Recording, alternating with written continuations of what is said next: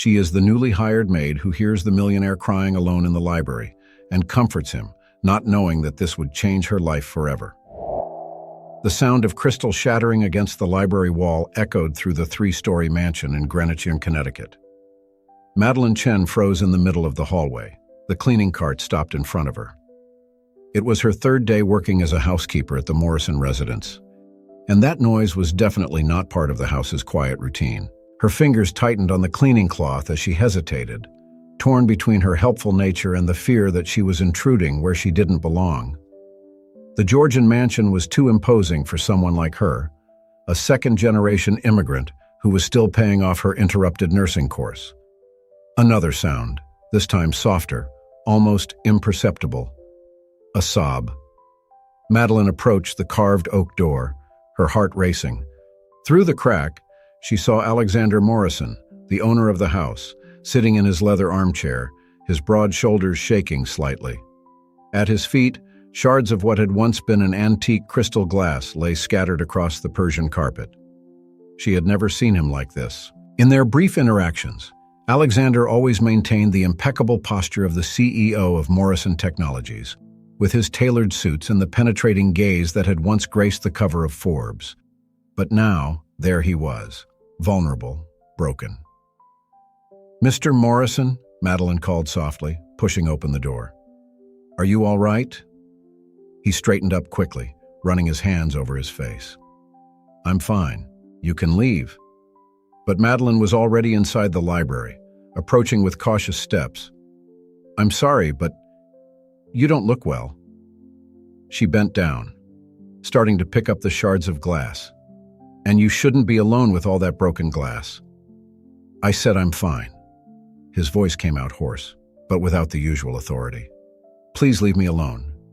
Madeleine continued her work in silence, deliberately ignoring his request. After a few minutes, she spoke without looking at him. "You know, my grandmother always said that the strongest people are those who aren't afraid to show their weaknesses." A bitter laugh escaped Alexander's lips. "Your grandmother clearly didn't run a technology company worth billions of dollars." "No," Madeleine smiled, finally facing him. "She ran a Chinese restaurant in the Bronx and raised 3 children on her own after my grandfather died, and she cried whenever she needed to." The silence that followed was different, less tense, more contemplative.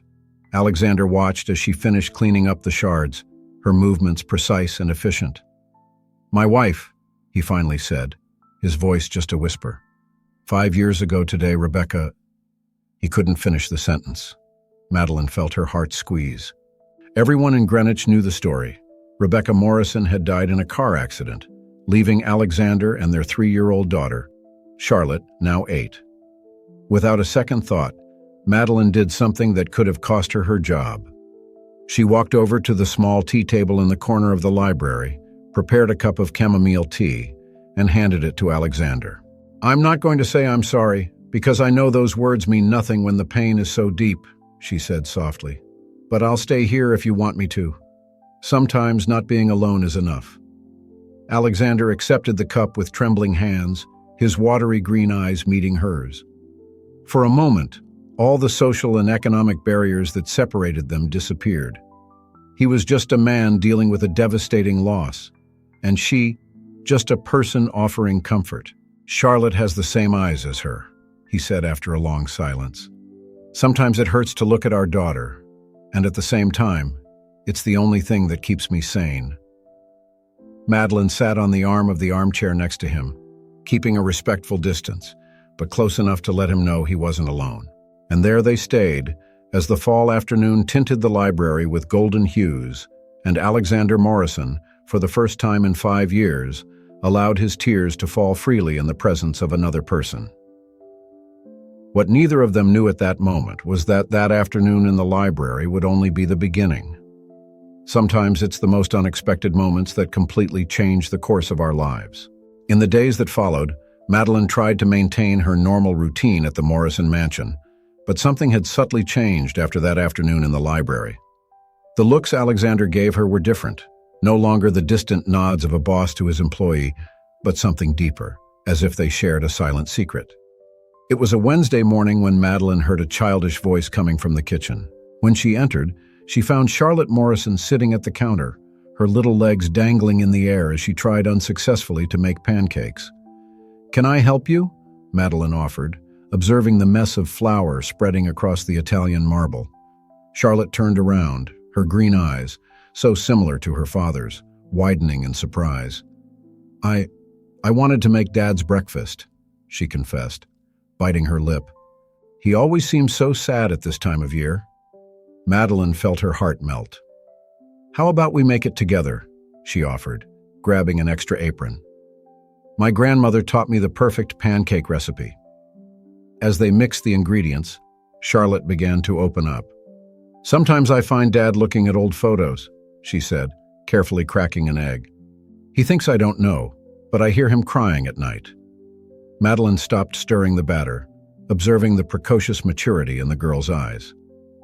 "It's normal to miss him," she replied softly. "And it's also normal to want to take care of the people you love." "Mrs. Reynolds, the old housekeeper, always said I shouldn't talk about Mum," Charlotte continued, her voice dropping to a whisper. "She thought it made Dad sadder." "And what do you think?" Charlotte shrugged, but her eyes filled with tears. "I hardly remember her. I only have a few photos and the stories Dad tells. Sometimes I'm afraid I'll forget completely."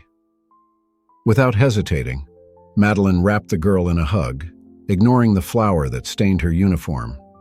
"You know what we can do. While the pancakes are baking, how about you tell me all the stories you remember about your mother?" That's how Alexander Morrison found the two of them, 20 minutes later, sitting at the kitchen island, laughing as Charlotte told him about how her mother used to sing out of tune during baths.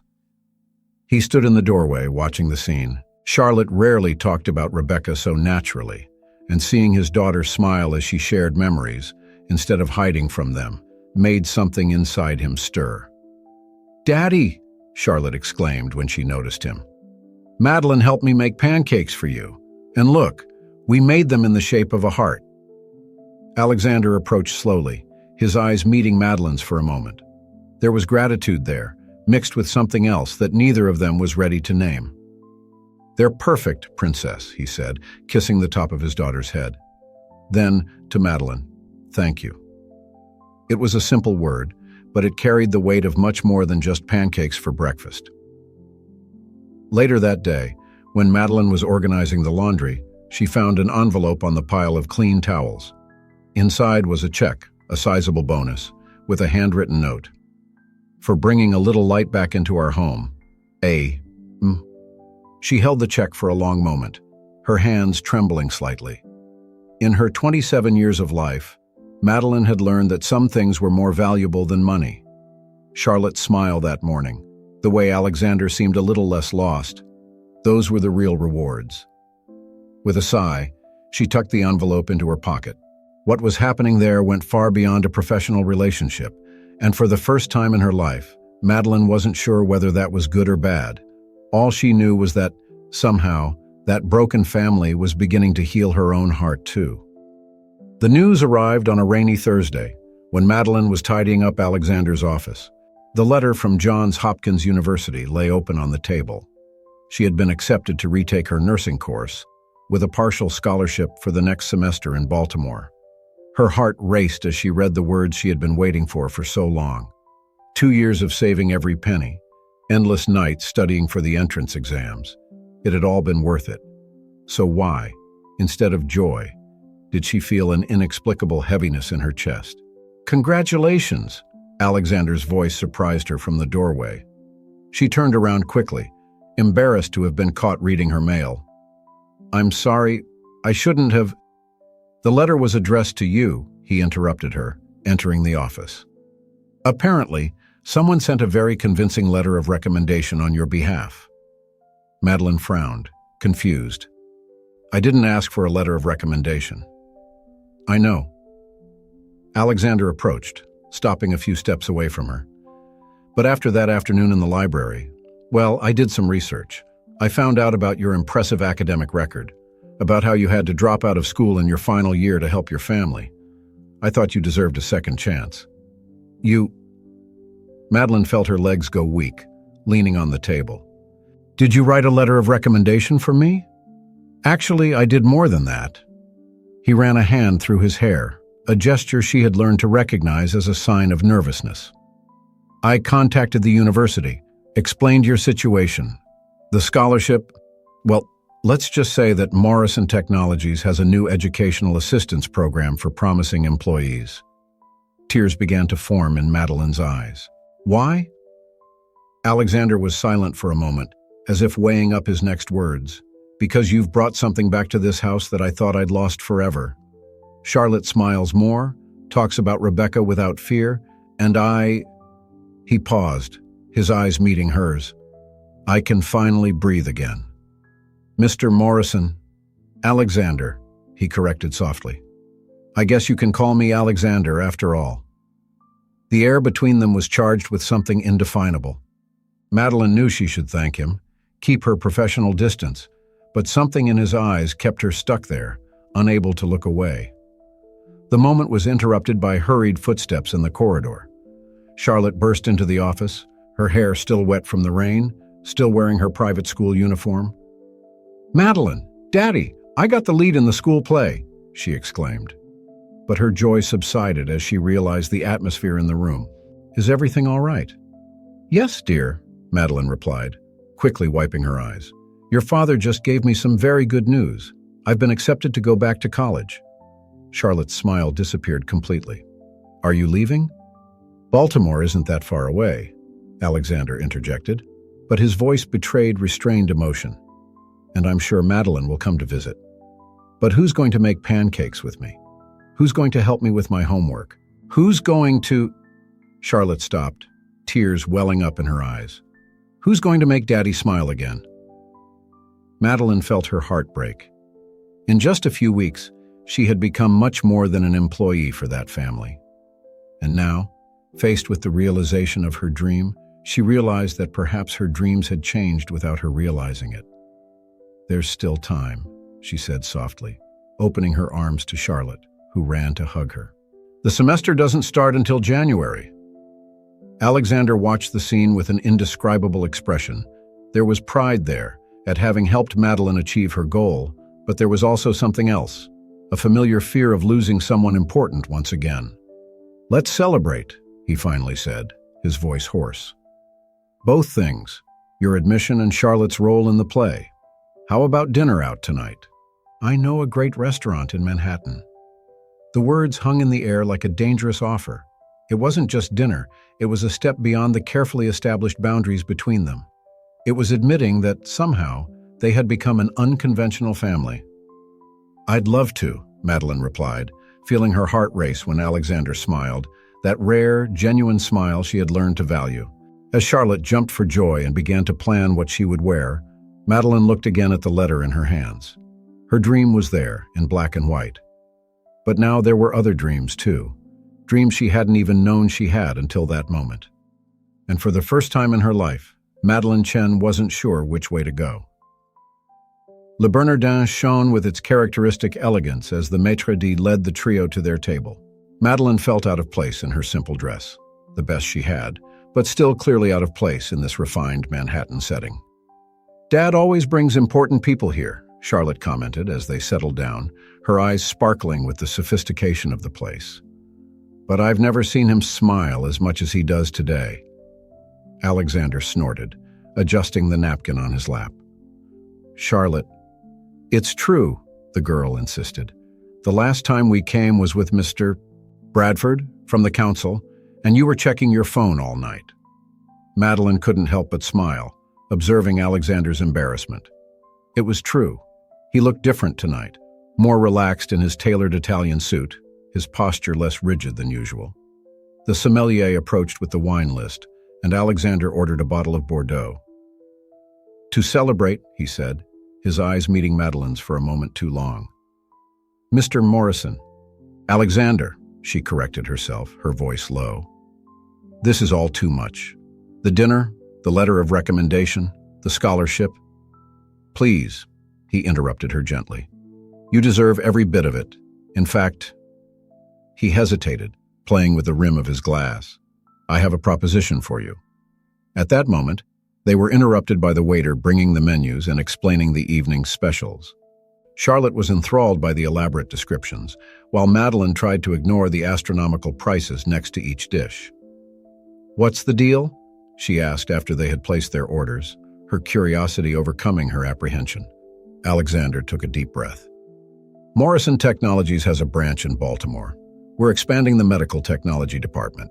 And, he paused, as if measuring his next words. "We could arrange your timetable at the university so that you could continue working with us. In a different position, of course. Something more in line with your nursing studies." Madeline felt her heart skip a beat. Do you want me to continue working for you in Baltimore?" "Not exactly for me," he clarified quickly. "For the company. It would be a paid internship program, with flexibility for your studies." He looked at Charlotte, who was watching them with hopeful eyes. "You could come back at weekends if you wanted to." "Please, Madeline," Charlotte begged, holding her hand over the table. "So you don't have to leave for real." The wine arrived, and Alexander poured the glasses with precise movements, giving Madeline time to process the offer. She watched the ruby liquid dance in her glass, golden reflections from the restaurant lights playing on the surface. "Why are you doing all this for me?" she finally asked, her voice almost a whisper. The silence that followed was heavy with meaning. Alexander adjusted his tie, a nervous gesture she rarely saw in him. "Because," he began, but was interrupted by a familiar voice. "Alexander Morrison, what a surprise to find you here." An elegant woman approached the table, her designer dress and expensive jewelry screaming old New York wealth. Victoria Bradford, wife of one of the board members of Morrison Technologies, Madeline recognized her from Society magazines. "Victoria," Alexander stood up politely. "What a coincidence." The woman's eyes roamed the table, stopping on Madeline with calculated interest. "And who are your companions?" "You already know my daughter Charlotte," he replied, his voice taking on a more formal tone. "And this is Madeline Chen. I'm the housekeeper," Madeline added quickly, ignoring the pang in her chest when she saw the surprise in Victoria's eyes. "Oh," Victoria arched a perfectly drawn eyebrow. "How interesting. Dinner with the staff now. Alexander? Your father would never approve of something like that." Alexander's face hardened. "Fortunately, Victoria, I no longer need my father's approval. Now, if you'll excuse us, we're celebrating 2 special occasions tonight." Victoria smiled, but the smile didn't reach her eyes. Of course. I'll send my regards to Richard." She leaned in, lowering her voice. "Just a friendly word of advice, dear. There are certain restaurants that are more appropriate for that kind of company." After she walked away, an uncomfortable silence fell over the table. Charlotte played with her napkin, clearly disturbed by the interaction. Alexander had his fists clenched on the linen tablecloth. "I'm sorry about that," he finally said, his voice tense. Madeline forced a smile, even though her stomach was in knots. "It's all right. She's right, after all. I'm her employee." "No," Alexander said with surprising firmness. "Your family." The words hung between them, loaded with meaning. Charlotte smiled, taking both their hands on the table. "See, Daddy thinks so too," she exclaimed with the innocence of childhood. But for Madeline and Alexander, nothing was innocent anymore. Baltimore's proposal, the dinner, Victoria's interference. Everything was mixed up in a whirlwind of emotions and implications that neither of them was prepared to face. The rest of the dinner passed in a haze of light conversation and forced laughter. But beneath the surface, something fundamental had changed. The carefully constructed barriers between them were crumbling, and in their place, something much more dangerous was growing, something that no employment contract or professional offer could contain. The consequences of the dinner at Le Bernardin were not long in coming. The next morning, Madeline found her name in an online gossip column. CEO of Morrison Technologies, seen at intimate dinner with female employee, new corporate scandal in the offing. She was folding sheets in the laundry room when Alexander burst into the room, his cell phone in hand and a stormy expression on his face. "I've seen the story," she said before he could speak, "and I understand if you need to fire me." "Resign?" Alexander stopped, stunned. Why would I do that? Because I'm damaging your reputation. Because Victoria Bradford has probably already spread the word throughout the council that you're... She swallowed, unable to complete the sentence. That I'm what, Madeline? He moved closer, his voice low and intense. That I'm falling in love with you. The sheet slipped from her hands, falling silently to the floor. The world seemed to stop for a moment, the air between them charged with electricity. Don't say that, she whispered. Please don't say something that can't be true. Why can't it be true? He took another step towards her. Because you work for me. Because we don't frequent the same social circles. Or because you're afraid it's true. Before she could answer, the sound of heels in the hallway made them move away quickly. Patricia Norton, the head lawyer at Morrison Technologies, appeared in the doorway, her expression grave. Alex, we need to talk, she said, casting a meaningful glance at Madeline. In private. In the office, Patricia wasted no time with preliminaries. The council is in an uproar. Richard Bradford is insinuating that you're repeating the same mistakes as your father. Alexander stiffened. Don't mention my father. I have to. You of all people should remember the scandal when he got involved with that secretary. It almost cost your family control of the company. That's completely different. Patricia sighed, softening her expression. Alex, I've known you since law school. I know you're not your father, but I also know when you're falling in love. And this time, it's even more complicated. You're a widower with a young daughter. The press are going to have a party. Alexander walked over to the window, looking out at the gardens where Charlotte was playing with her dog.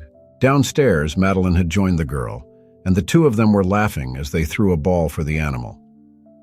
She's different, he said at last. Don't you see? She's brought life back to this house. For Charlotte. For me.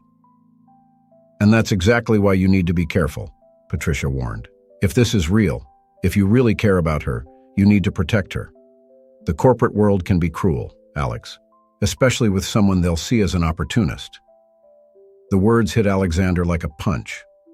The thought of Madeline being attacked by the press, judged by society, having her reputation destroyed, it was unbearable. What do you suggest? The Baltimore proposal. Cancel it. Keep a professional distance. Let her go her way at Johns Hopkins without your name weighing her down. Alexander closed his eyes, feeling a familiar pain in his chest, the same pain he felt when he lost Rebecca. But this time, it was different. This time, he was choosing to let someone go. Outside the office, Madeline was finishing packing her things. Her letter of resignation, written with trembling hands in the wee hours of the morning, rested on the kitchen table. It was for the best, she told herself. Better to leave before the dream became even more real, before the pain of losing him became unbearable.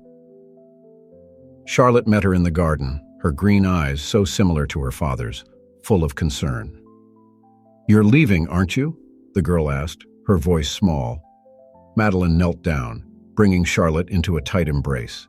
Sometimes, darling, we have to make difficult choices to protect the people we love. But who's going to protect you? The innocent question hit Madeline like an arrow. Tears that she had been holding back all day finally started to fall. I'll always remember you, she promised, her voice breaking. Of our pancakes, of the stories, of everything. Like Mom? Charlotte asked softly. No, my love. Unlike your mother, I'll be around. Just a little further away. As she hugged Charlotte, Madeline raised her eyes to the office window. Alexander was there, watching them, his hand resting on the glass as if he wanted to reach through it. For a moment, their gazes met, and in that look there were 1,000 unspoken words, 1,000 promises that would never be made. Then he turned away, disappearing into the shadows of the office, and Madeline knew she was doing the right thing, even though her heart was breaking into 1,000 pieces.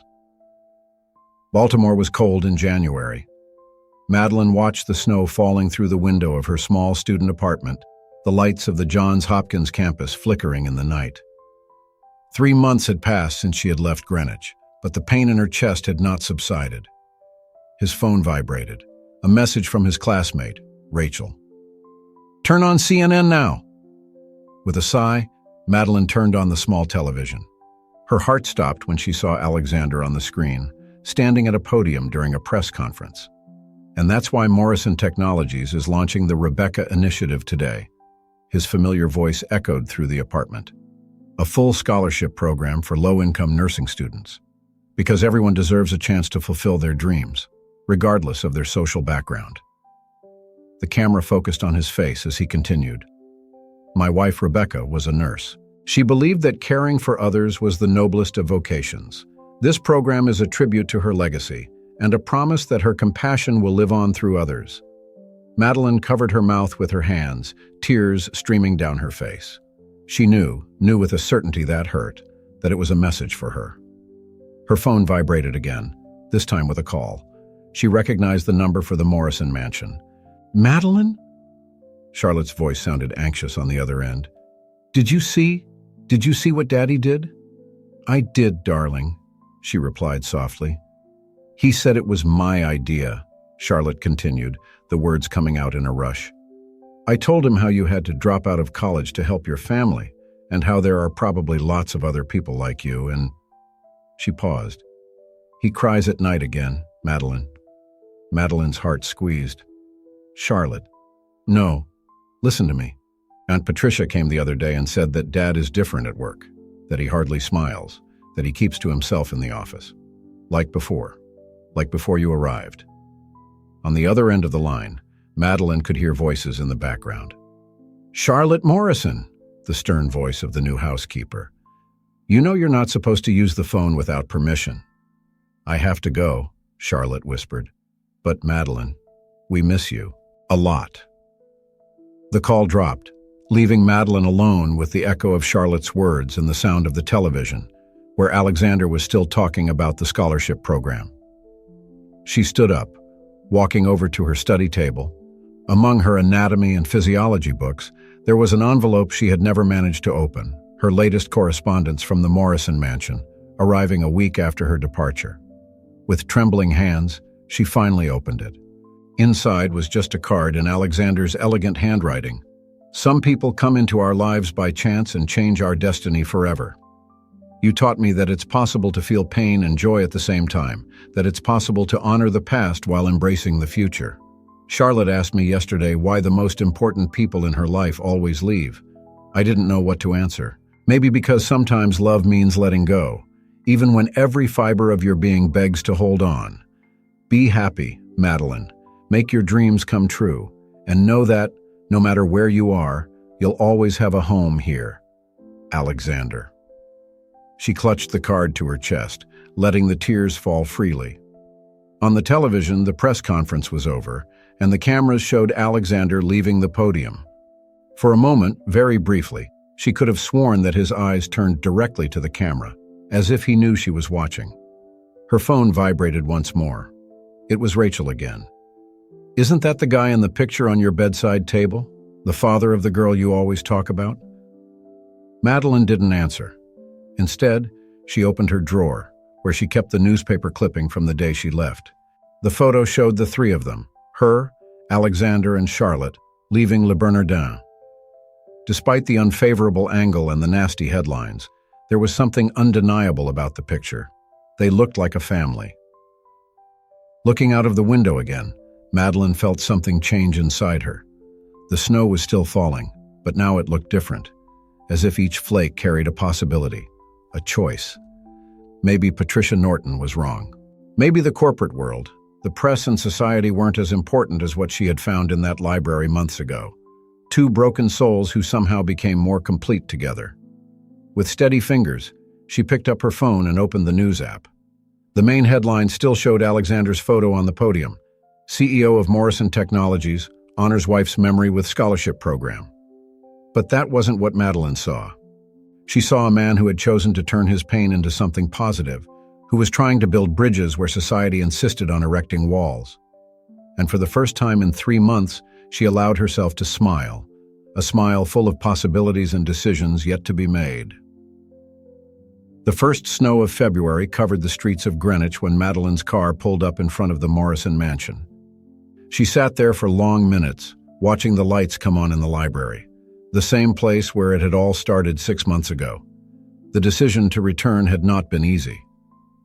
After the press conference and Charlotte's call, Madeline had spent weeks debating with herself, weighing up every possibility.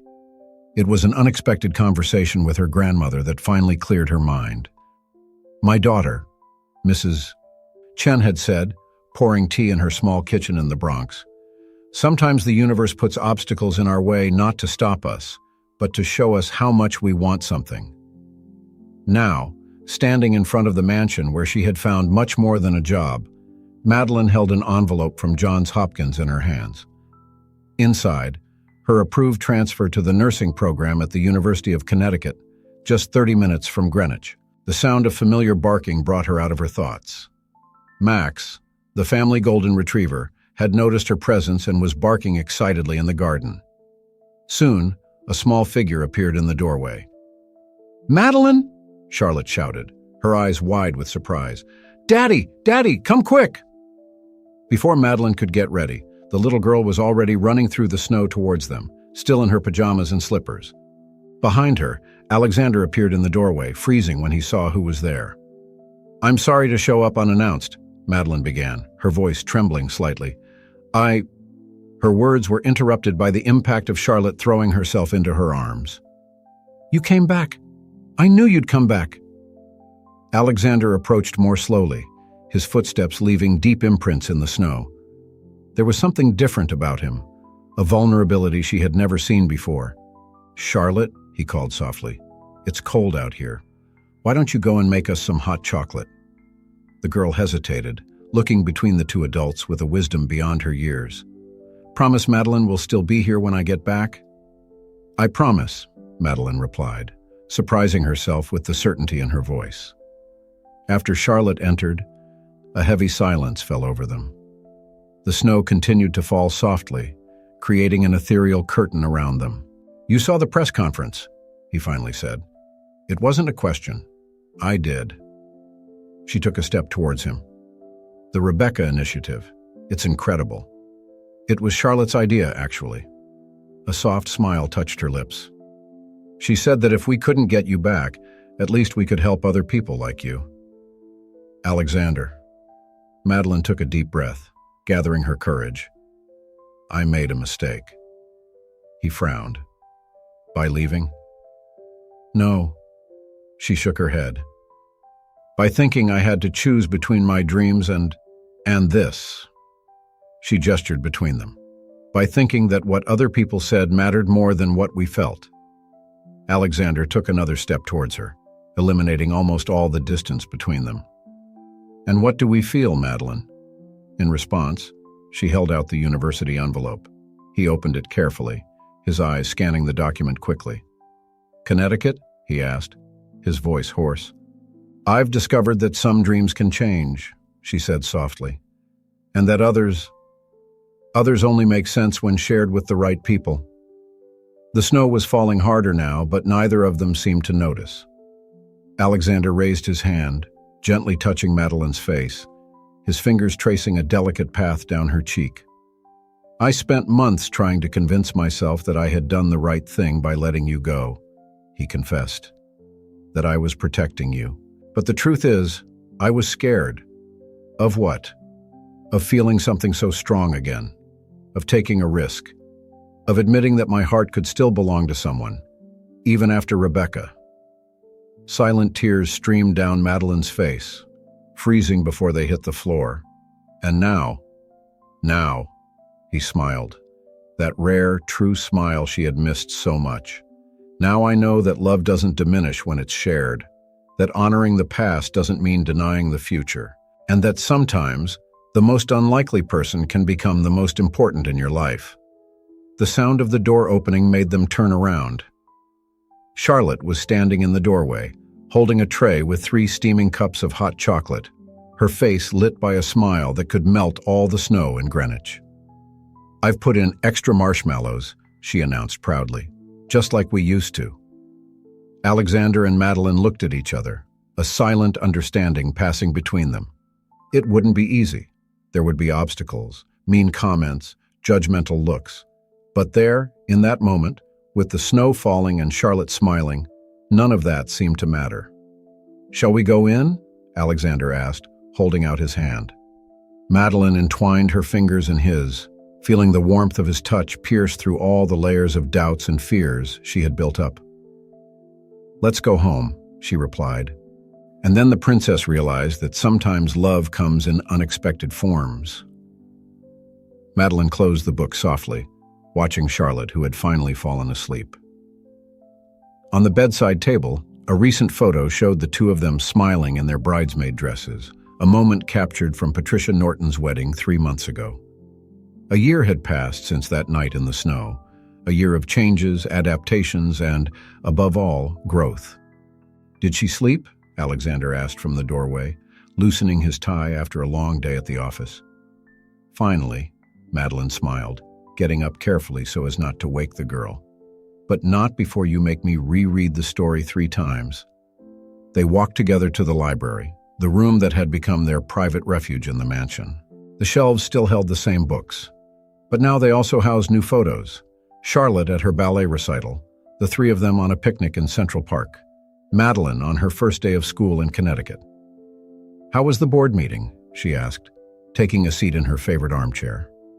Alexander smiled, pouring 2 glasses of wine. "Surprisingly well. The Rebecca Initiative has already benefited more than 50 nursing students. Richard Bradford even admitted he was wrong about us." Madeline accepted the glass, noting the simple but elegant ring on her left hand, an engagement present from 2 weeks ago.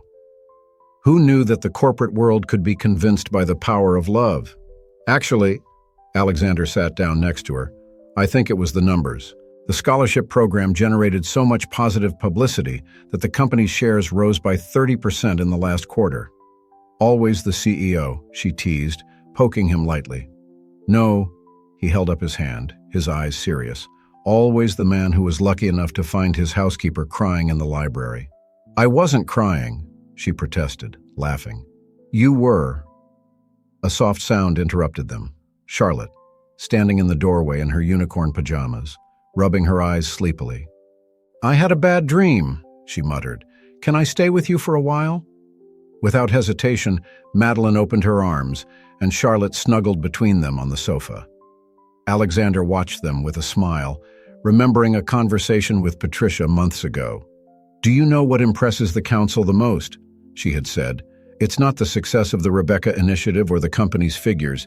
It's seeing you happy again, truly happy." And he was. It wasn't the same happiness he had with Rebecca. It was something different, just as deep, but unique in its own way. It was a happiness built on healed scars, on second chances and brave choices. "What are you thinking about?" Madeline asked softly, noticing his distant gaze. "About how funny life is," he replied, taking a seat next to them. "About how sometimes we need to lose something precious for our hearts to open up to something just as precious, but different." Charlotte, almost asleep again, murmured, "Like when Mommy sent Madeline to look after us." The innocent comment hit both adults with unexpected force. Silent tears glistened in Madeline's eyes as Alexander hugged them both tighter. "Yes, Princess," he whispered, "just like that." Through the library window, the moon illuminated the garden where, a year ago, Madeline had said goodbye thinking she would never return.